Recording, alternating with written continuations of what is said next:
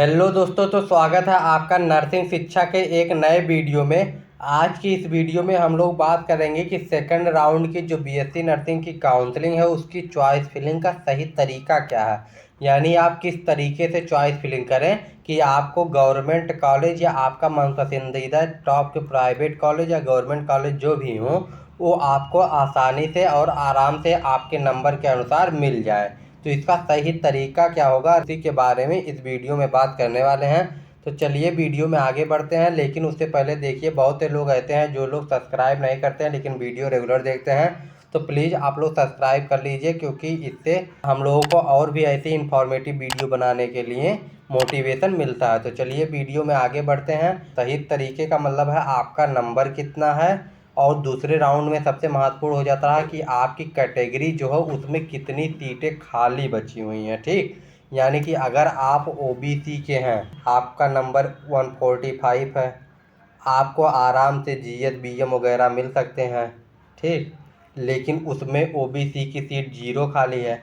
अब आपको ये मिल सकता है, ये नहीं कि आप जीएस बी टॉप पे डाल दें और आपको मिल जाएगा। नहीं मिलेगा, कहाँ से मिलेगा जब यहाँ पे ओबीसी की सीटें सेकंड राउंड में खाली ही नहीं है। या तो आप अनरिजर्व में क्वालिफाई करें, तो अनरिजर्व में जो क्वालिफाई करने के लिए इसके लिए तो 150 155 वाले भी तो जीएस बीएम में भरेंगे। और कितनी सीटें, 2 सीटें 4 सीटें खाली होंगी। तो सबसे पहले आप लोग सीट मैट्रिक्स पे जाइए। ठीक, सीट मैट्रिक्स पे जाइए, वहाँ से अपने कैटेगरी के लिस्ट बनाइए कि किस कॉलेज में आपकी कैटेगरी की कितनी सीटें खाली हैं। ठीक, इसके बाद में आप लोग अपनी प्रायोरिटी देखिए कि उसमें से आपको जिस कॉलेज में सबसे ज़्यादा आपकी कैटेगरी की सीटें भरी हैं और वो आपको चाहिए, अगर उसमें आपको कोई प्रॉब्लम है तो उसको ऊपर डालिए। ठीक, अपने नंबर के हिसाब से। लेकिन ये नहीं है कि आपको जीएस बीएम चाहिए होता, वही बताया ना कि 145 नंबर है और ओबीसी की एक भी सीटें नहीं खाली हैं तो जीएस बीएम मिल जाएगा। अगर आपका मान लीजिए 137 नंबर है और केजीएमयू में ओबीसी के 10 सीटें खाली हैं, तो इसका मतलब थोड़ी ना है कि आपको मिल जाएगा, क्योंकि केजीएमयू की कट ऑफ ही 155 प्लस जाएगी। लास्ट राउंड तक मोपअप तक इससे नीचे नहीं आने वाली है। तो इसीलिए तो इसका मतलब ये भी नहीं है कि अगर केजीएमयू में ज़्यादा सीटें हैं तो आप उसको भर दें। आप अपने नंबर के हिसाब से कॉलेज देखिए। 137 नंबर है तो बस्ती देखिए। इधर इस कैटेगरी के लो कट ऑफ वाली कैटेगरी के कॉलेज की लिस्ट बनाइए, उसमें देखिए कि ओबीसी की किस में ज़्यादा हैं। जैसे कि बहराइच में शायद 5 सीटें हैं।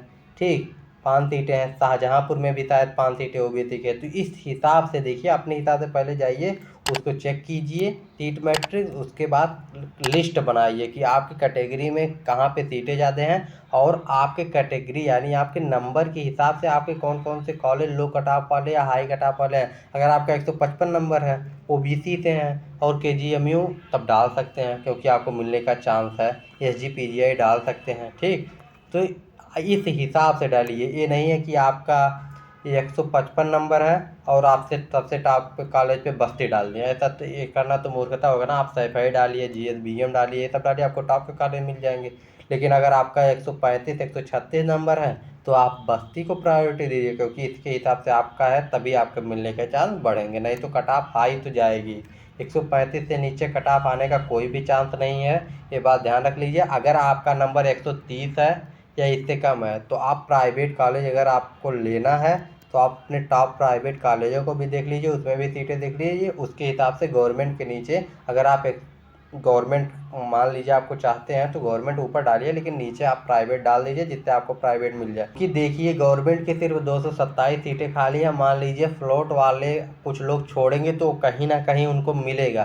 तो ये आंकड़ा 227 का ही रहने वाला है, ये घटेगा बढ़ेगा नहीं। जैसे आप लोग सोच रहे होंगे कि कुछ लोग फ्लोट पे रखे हैं, तो फ्लोट पे वही लोग रखे हैं जो उनको दूसरा सीट मिल जाएगा। यानी 227 जो सीट बची, इसमें से कोई एक सीट वो लोग पाएंगे, तभी तो इसमें से एक सीट और घटेगा, एक सीट बढ़ेगा। तो मतलब 227 सीट ही रहने वाली। लेकिन यही है कि अगर फ्लोट वाले ज़्यादा इधर उधर करेंगे तो मोपम में सीटें बच जाएंगी, लेकिन इसका चांस बहुत ही कम है। तो आप लोग मान के चलिए कि आपको 227 पे ही गवर्नमेंट पे फाइट करनी है। और अगर आपका जैसे आपका नंबर 145 147 नंबर है और आप लोग चाहते हैं कि ओबीसी का कहीं पे सीट नहीं है, मान लीजिए आपको जीएसवीएम चाहिए।